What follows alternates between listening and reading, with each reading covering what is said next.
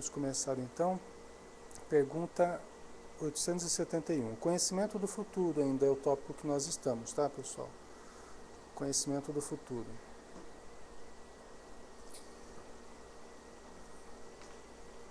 Então, o Allan Kardec ele indaga aqui, né?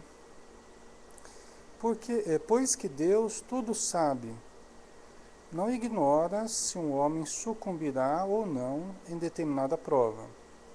Assim sendo, qual a necessidade dessa prova, uma vez que nada acrescentará ao que Deus já sabe a respeito desse homem? Né? Pois que Deus tudo sabe, não ignora se um homem sucumbirá ou não em determinada prova. Assim sendo, qual a necessidade dessa prova, uma vez que nada acrescentará ao que Deus já sabe a respeito desse homem? O que vocês acham, pessoal? Se Deus já sabe tudo, já sabe se a gente vai vencer ou não, né? Que Deus já tem o conhecimento absoluto, né? Para todas as atitudes que a gente tomar, Deus já sabe no que vai dar aquilo, né? Vamos dizer assim, as probabilidades em que Ele trabalha, né? Que Ele conhece, que Ele já prevê, né? Então, por que dessa prova, então? Se nada acrescentará ao que Deus já sabe a respeito desse homem. Por que a gente passa por essa prova, então? Se para Deus, né, Ele já sabe se vai dar certo, se não vai. Às vezes a vaca está indo para o brejo, né, como a gente diz, e Deus vê que a vaca está indo para o brejo, mas nós acabamos passando por essa prova, né?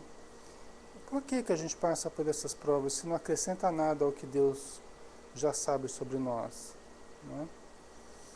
O que vocês acham? A gente poderia perguntar, a Maria está colocando, é para a gente desenvolver por nós mesmos nosso livre-arbítrio, né? A Beatriz, deixar o homem assumir a responsabilidade de suas ações. A Val, Deus sabe, mas nós temos que passar para aprender a lição, né? Porque aqui até dá a impressão que a necessidade de crescimento é de Deus, né? E não é de Deus, né? A necessidade é nossa, né? Você não vai acrescentar nada a Deus, né? Lógico que não vai acrescentar nada a Deus, mas não tem que acrescentar nada a Deus, tem que acrescentar a nós, né?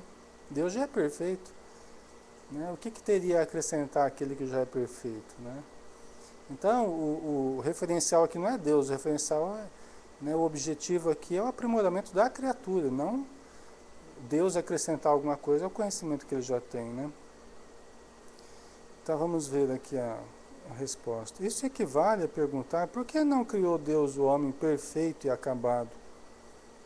Né? Aí faz até uma referência aqui, a pergunta 119, né? Vamos dar um pulinho ali na 119 rapidinho, né?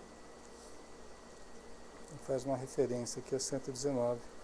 Não podia Deus isentar os espíritos das provas que lhes cumpre sofrer para chegarem à primeira ordem? Que está falando das classes de espíritos, né? Da progressão dos espíritos e tal. Não podia Deus isentar os espíritos das provas que lhes cumpre sofrer para chegarem à primeira ordem? Né? Quer dizer, Deus não podia ter feito a gente sem passar pelas provas que nos fariam chegar à primeira ordem, já ir para a primeira ordem já de uma vez, né? A resposta, se Deus os houvesse criado perfeitos, nenhum mérito teriam para gozar dos benefícios dessa perfeição.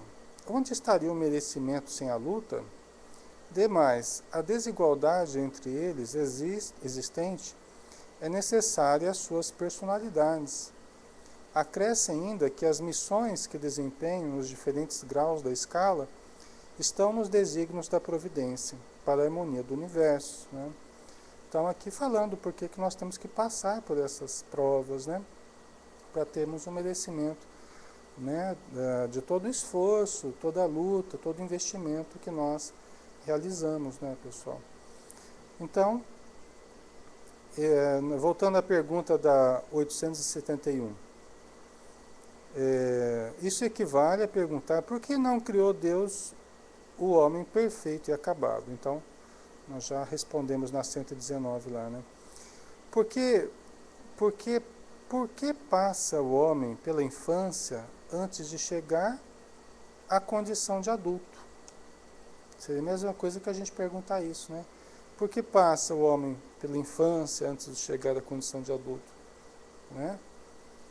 Então, nós passamos pelas provas e nós mesmo que nós venhamos a sucumbir, né, Joel? Mesmo que nós venhamos a sucumbir, nós aprendemos com os erros também. Os erros são muito importantes.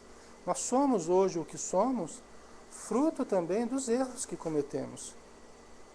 Se nós temos alguma experiência na vida, se nós temos algum aprendizado, é porque nós também erramos. Porque também sucumbimos, fracassamos em alguns aspectos, né? Caímos em alguns aspectos, né? Então, é como a infância, né? Nós passamos pela infância para chegarmos à condição de adulto. Quantas vezes a criança caiu até conseguir andar, não é? Quantas vezes a criança caiu até que ela conseguisse parar em pé, se fortalecer o suficiente para parar em pé, né? Então, é o esforço que nós fazemos também.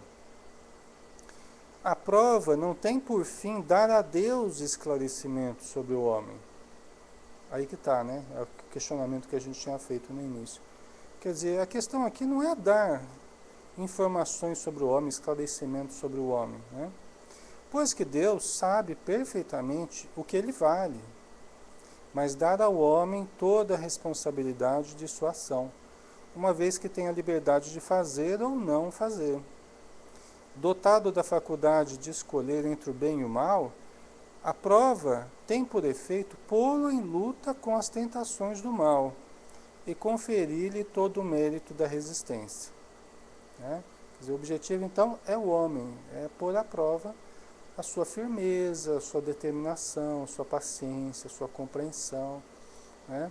Aí que está o exercício que nós todos estamos em cursos aí, né? Esse exercício de nos aprimorarmos cada dia, né? Através dessas tentações, através das dificuldades, né? Então vamos lá. Ora, conquanto saiba de antemão se ele se sairá bem ou não, Deus não pode, em sua justiça, punir nem recompensar por um ato ainda não praticado. Né? Quer dizer, o que a gente vai sofrer depois, se vamos ter efeitos positivos ou negativos, só depois é que nós vamos ter. Deus não vai poder prever, nos dar, né, de antemão, antes que nós tenhamos feito, né? Nos castigar por um mal que nós não fizemos ainda, né? Ou nos gratificar por um bem que não foi feito, né? Então, cada coisa no seu tempo, né? Bom dia, Rosa, bom dia, Jane, Plenitude, sejam bem-vindos. Cada coisa no seu tempo. Tem uma nota de Allan Kardec aqui, que vale a pena a gente comentar, né? Assim sucede entre os homens, por muito capaz que seja um estudante, por grande que seja a certeza que se tenha de que alcançará bom êxito, ninguém lhe confere grau algum sem exame. Né? Então, olha só, por mais capaz que seja um estudante, por grande que seja a certeza que se tenha de que alcançará o bom êxito, ninguém lhe confere grau algum sem exame, sem verificação do seu aprendizado, né? O que ele conseguiu de fato reter de tudo que foi passado, né? Do mesmo modo, o juiz não condena um acusado senão com fundamento num ato consumado, e não na previsão de que ele possa ou deva consumar esse ato. Né? Quer dizer que um julgamento se baseia em fatos, né?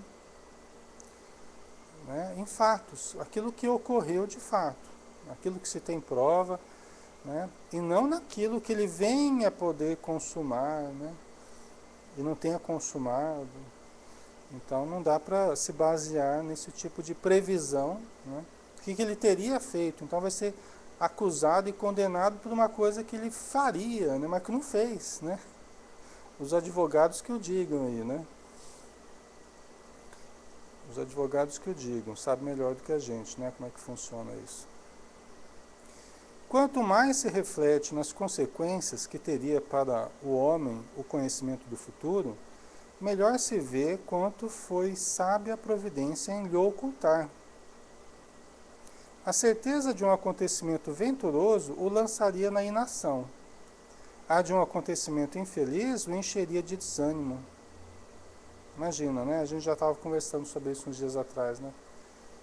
Se a gente soubesse que a gente vai passar por uma coisa muito boa, né? A gente vai ganhar uma fortuna lá, o cidadão não faria mais nada da vida, né? Ia ficar esperando a fortuna, né? E se ele soubesse de uma coisa negativa que iria acontecer, né? E que ele acha que é uma coisa determinada já, então ele, né, se entregaria ao desânimo, né? À inanição, né? Em ambos os casos, suas forças ficariam paralisadas. Daí o não lhe ser mostrado o futuro, senão como meta que lhe cumpre atingir por seus esforços, mas ignorando os trâmites porque terá de passar para alcançá-la. O conhecimento de todos os incidentes da jornada lhe tolheria a iniciativa e o uso do livre-arbítrio. Ele se deixaria resvalar pelo declive fatal dos acontecimentos, sem exercer suas faculdades.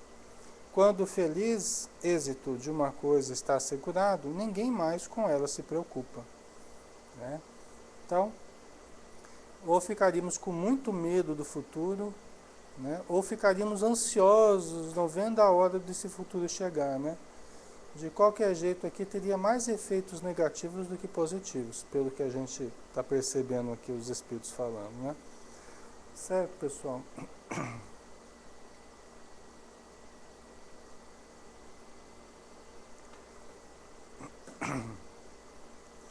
Então, a gente até comentava uns dias atrás, né, o cuidado que a gente tem que ter com esse pessoal que gosta de ver o futuro, né? Gosta de saber o futuro, né? O que os espíritos vão dizer do futuro e tal, né? Só que a gente precisa tomar cuidado, porque muitas vezes espíritos infelizes, eles acabam nos sugestionando para que o nosso futuro seja dessa ou daquela forma, né? Então ficam nos sugestionando. Se são espíritos levianos, podem aproveitar a nossa leviandade no sentido de queremos adentrar uma área que nos foi oculta, mas por precaução, e se aproveitam dessa nossa curiosidade e nos fazem fixar certas ideias que elas sim são capazes de fazer esse ou aquele futuro para nós, né? Que nem eu falei para vocês lá no nosso amigo lá que foi ver o futuro, não sei o que, e falaram que ele ia morrer no dia tal, né? Deram até um dia para ele morrer lá, né? E imagina, né? Às vezes a pessoa acaba até morrendo naquele dia mesmo, de tão ansioso, de tão transtornado que a pessoa fica ali, se duvidar, acaba até desencarnando mesmo, né? Mas por efeito sugestivo, não porque tinha chegado a hora, né? E a pessoa ficou bem ansiosa mesmo, ficou assim. Se a pessoa já tem problema no coração, por exemplo, aí chega no dia lá, você imagina como é que a pessoa tá, né? Você vai morrer no dia tal lá. Então vamos para o resumo teórico do móvel das ações humanas, né? Que é o 872 aqui, tá? Então vocês vão participando também. Não é de pergunta e resposta, porque é um texto aqui, né? Que Allan Kardec ele vai resumindo, né?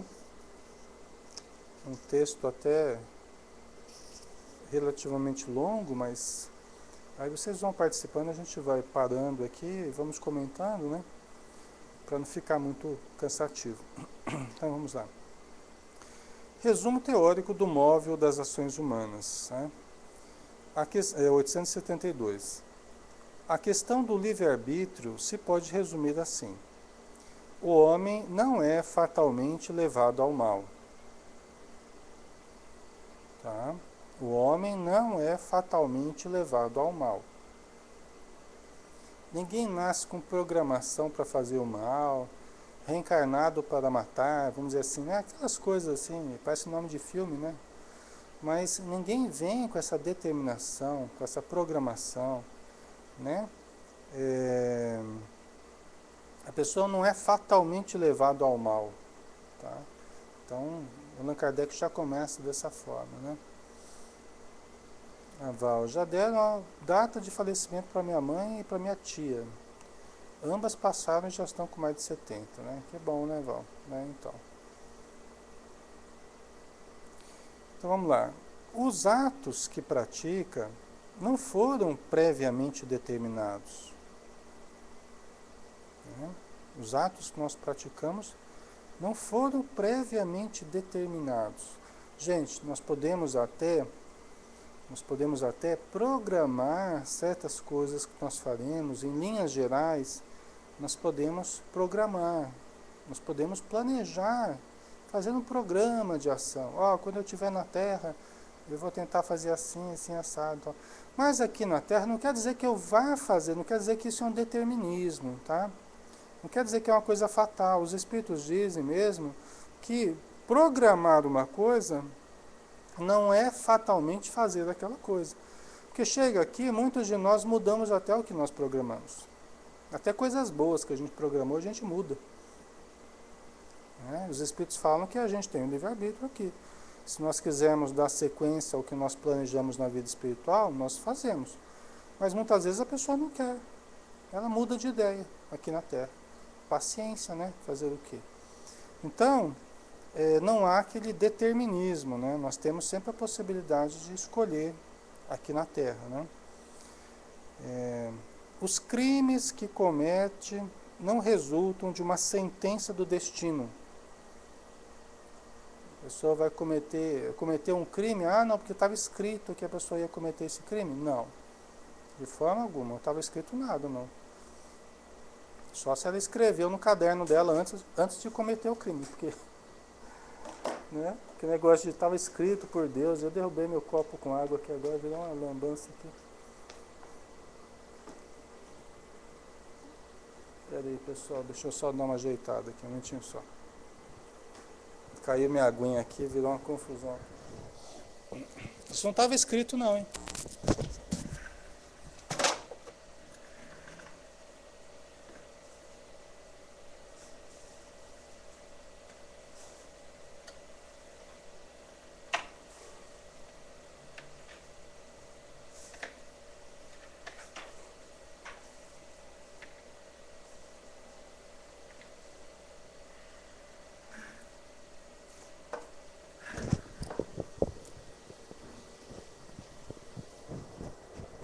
Prontinho, solucionado.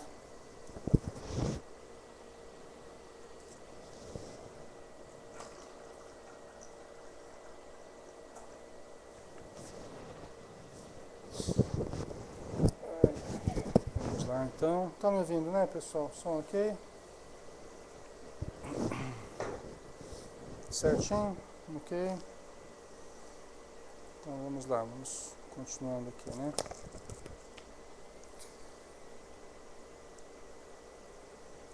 Então, esse negócio de estar escrito aí não tá com nada não, né? Ok, vamos lá.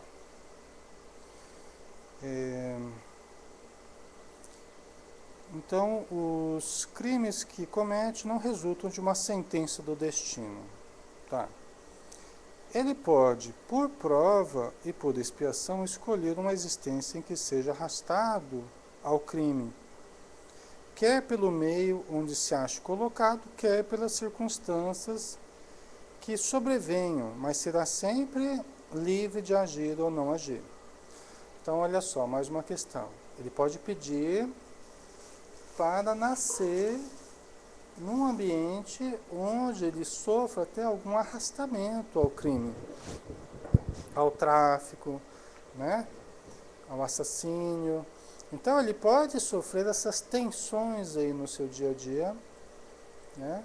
As tensões no seu dia a dia, que venham a exercer sobre ele uma tentação, vamos dizer assim, né? Que uma força que o leve a errar. Não que ele vai errar. Ele pode ter pedido essa situação para servir de prova para ele, né? Com a certeza, né? Com a determinação a vencer, né, Joel? Não a sucumbir, mas ele vem para passar por essa prova, mas com o objetivo de vencer, tá? A escolha é nossa, né, Joel? É.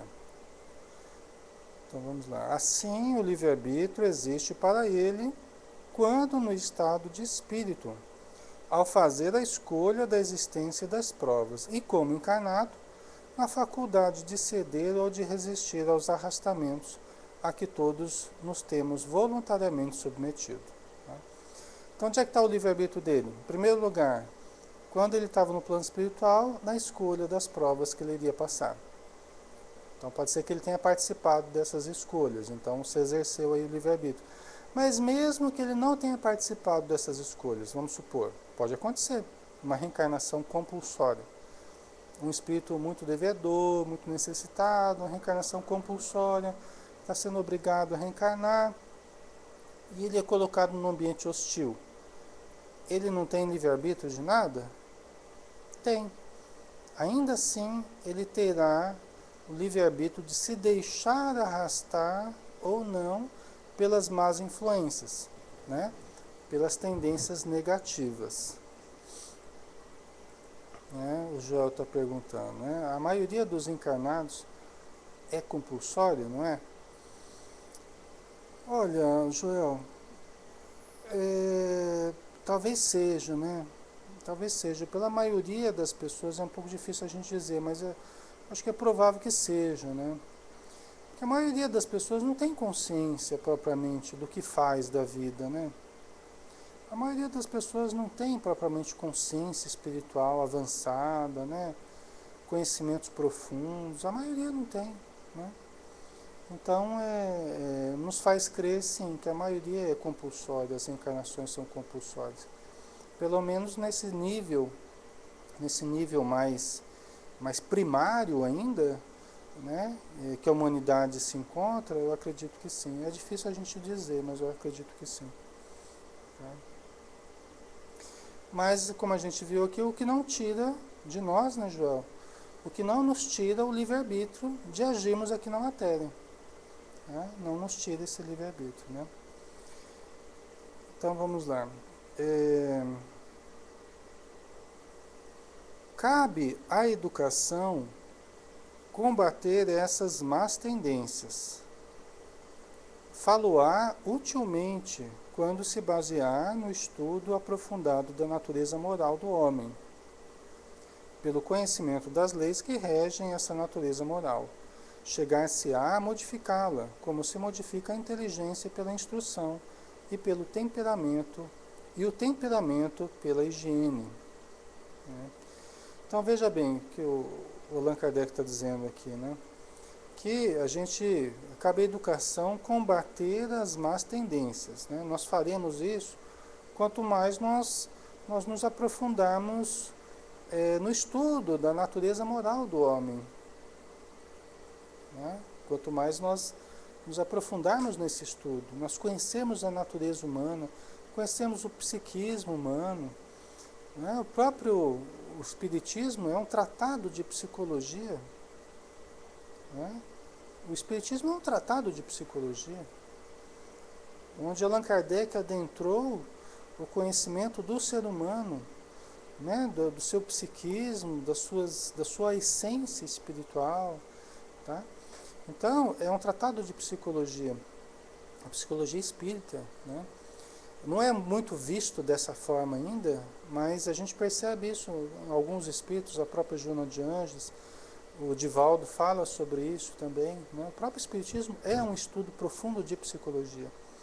Então, o conhecimento da mente humana, do comportamento humano, tudo isso nos fará ter mais informações de como ajudar a criança, como transformá-la, como moldá-la de um modo positivo, né, Watson?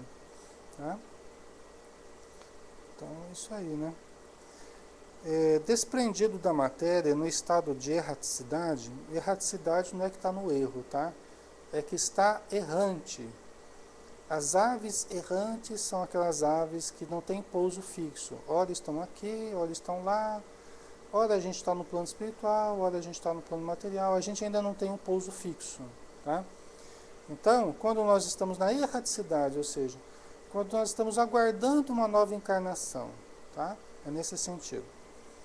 O desprendido da matéria no estado de erraticidade, o espírito procede à escolha de suas futuras existências corporais, de acordo com o grau de perfeição a que haja chegado. Então, é aquela questão que o Joel perguntou, né? É compulsório, não é? A gente participa da escolha, não participa? É que o Allan Kardec está dizendo, né? Quando a gente está lá no plano espiritual, a gente procede à escolha de suas futuras existências corporais de acordo com o grau de perfeição a que haja chegado. Né? Quer dizer, a gente vai participar dessa escolha e a gente vai escolher conforme as nossas características pessoais, de avanço, de moralidade ou não. A criança não é dada escolher, né? A não ser coisas muito simples. Mas os destinos da criança é o adulto que determina. Até que aquela criança se torne um jovem que comece a saber mais da sua vida, comece a ter um pouco mais de consciência, né? Ter as suas metas pessoais. Aí o adulto ele vai cedendo, né? Vai deixando que a vontade do jovem se manifeste, né? Tá? Então é conforme a gente vai demonstrando condição para escolher, né? Então vamos lá. Deixa eu ver aqui.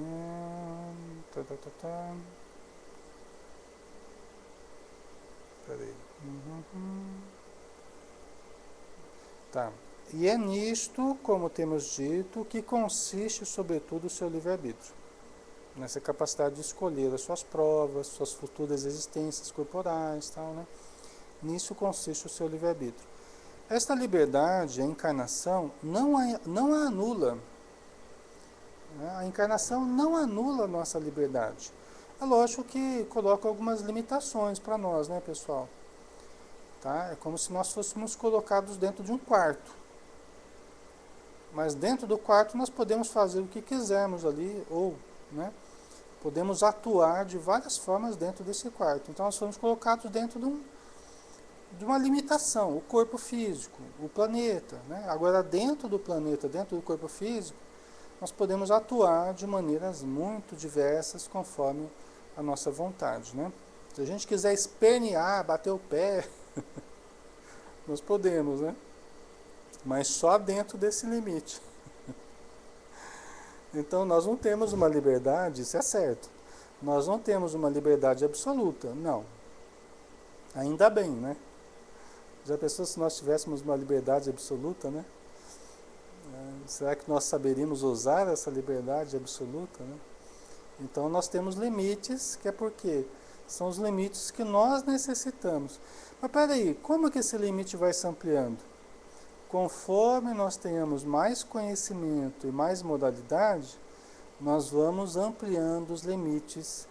Por quê? Porque nós vamos concebendo algo a mais. Isso nos dá uma liberdade diferente, de buscarmos, de expandirmos a nossa vida além dos limites que antes nós tínhamos. É só vocês observarem qual é o limite da vida de vocês. É vocês mesmos. Né? O limite da minha vida sou eu mesmo.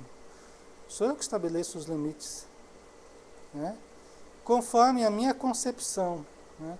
Tem até uma frase do Emmanuel que eu acho muito interessante, que ele fala assim: para que não haja desperdício na vida, Deus somente nos dá conforme a nossa concepção.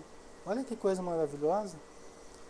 Para que não haja desperdício na vida, na economia da vida, Deus somente nos dá conforme a nossa concepção, gente. Olha que coisa.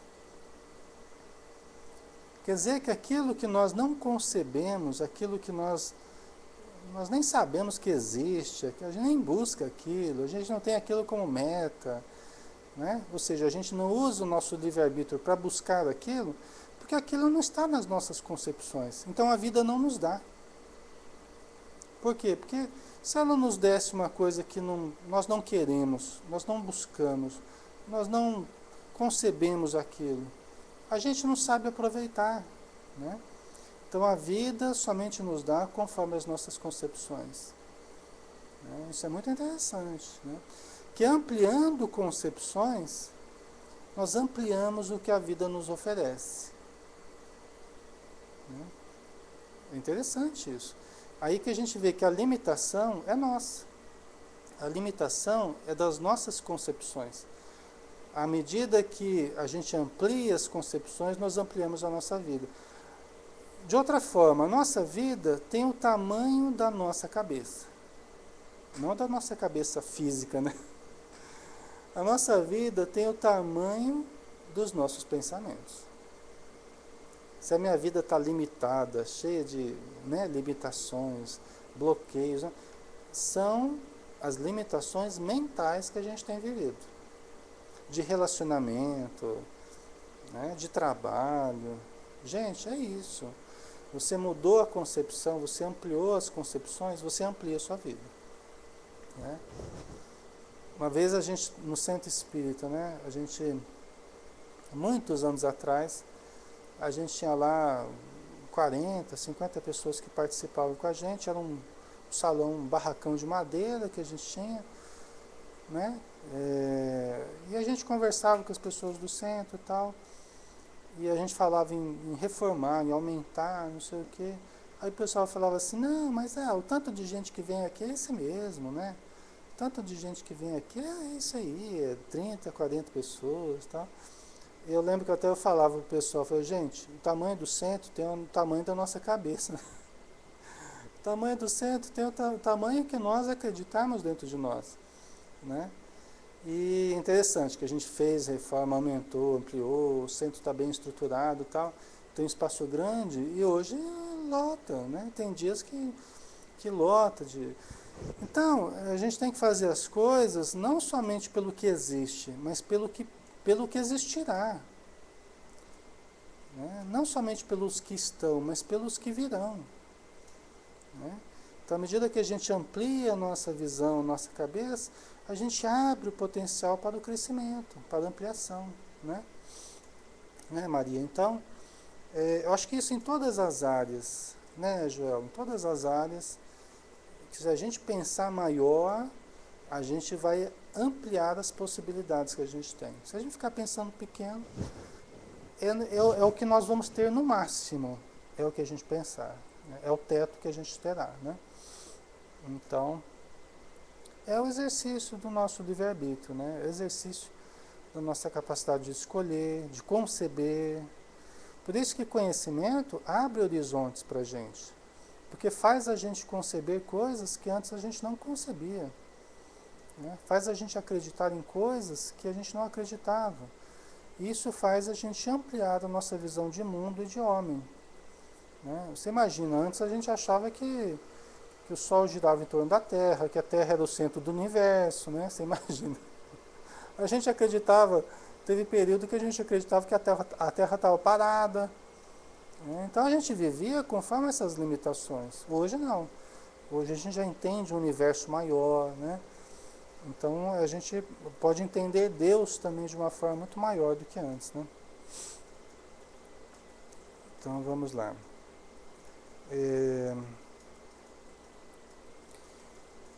Para ter quem o ajude a vencê-las, as provas, né?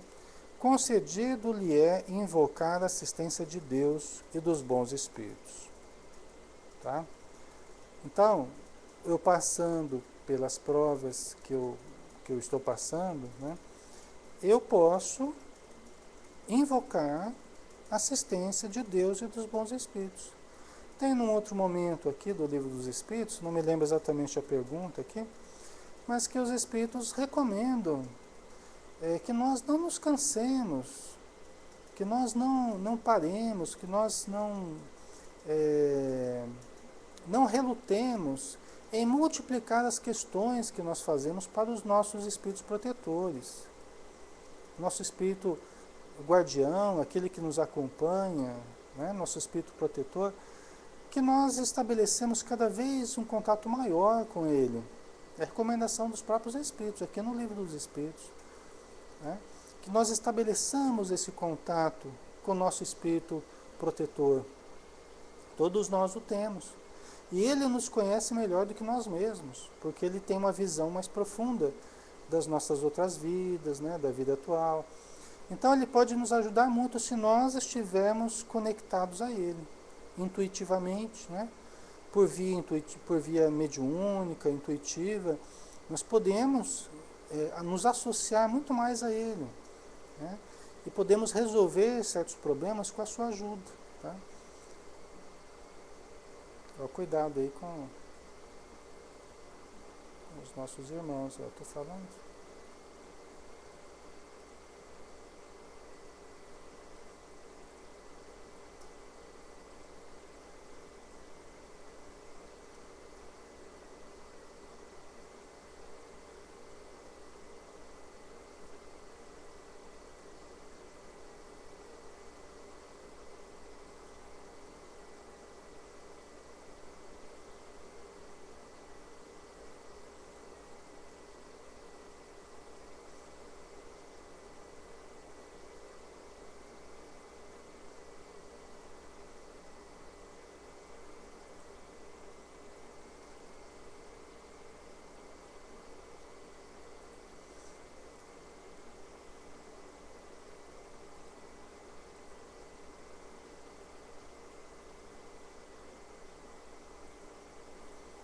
Oi, som?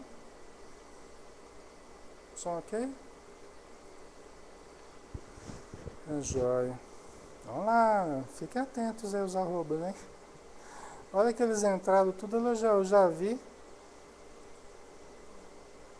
Mas quando foi dar head ali, eu já tinha pego o microfone já. Mas tudo bem, vamos lá.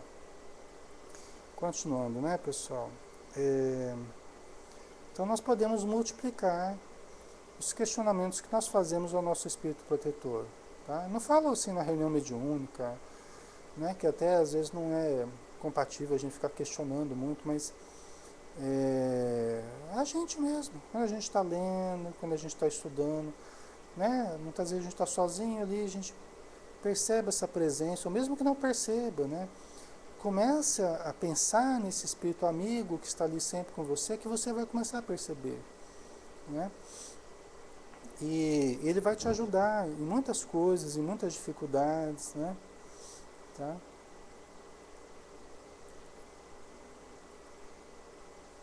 Joel, eu falei há pouco, mas é sério. É preciso aprender a conversar com o nosso guia, né? É lógico, né? Sempre mantendo o discernimento, a análise, né? Tudo que a gente recebe via intuitiva, nós temos sempre que analisar, né? Mas é estreitarmos o vínculo que nós temos com o nosso espírito protetor, né?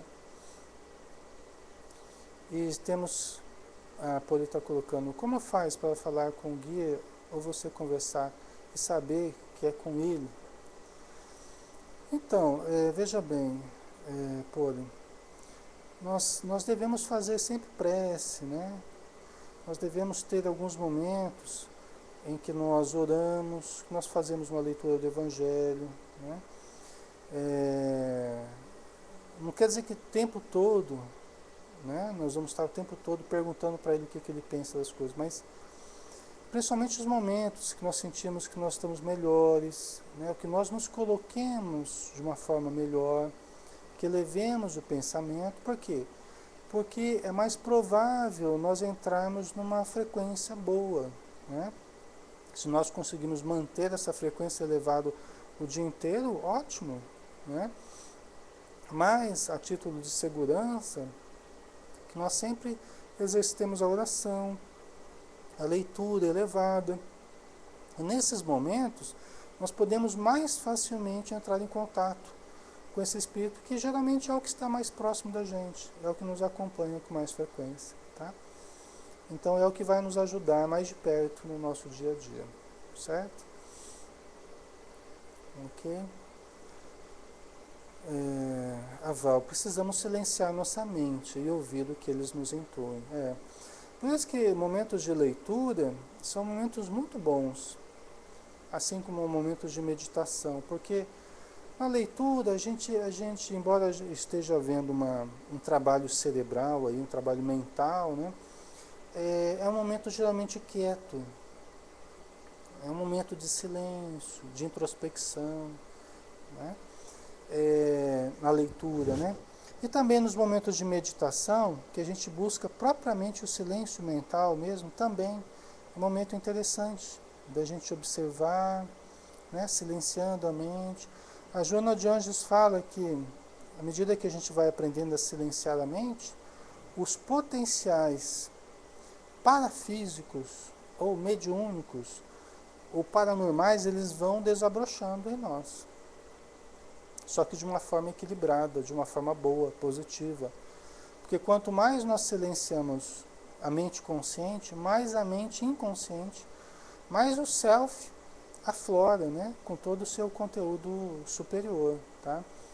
Então isso tudo ajuda bastante a gente. A pessoa que tem uma mente muito inquieta, muito ansiosa, né, ela vai ter mais dificuldade de perceber essas presenças amigas, né, e essas intuições aí, tá?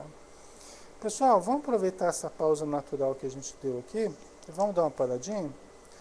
Aí na semana que vem a gente continua desse ponto aqui que nós paramos, tá? Nós vamos começar depois aqui no sem o livre-arbítrio, o homem não teria nem culpa por praticar o mal. Nós vamos começar daqui, tá bom?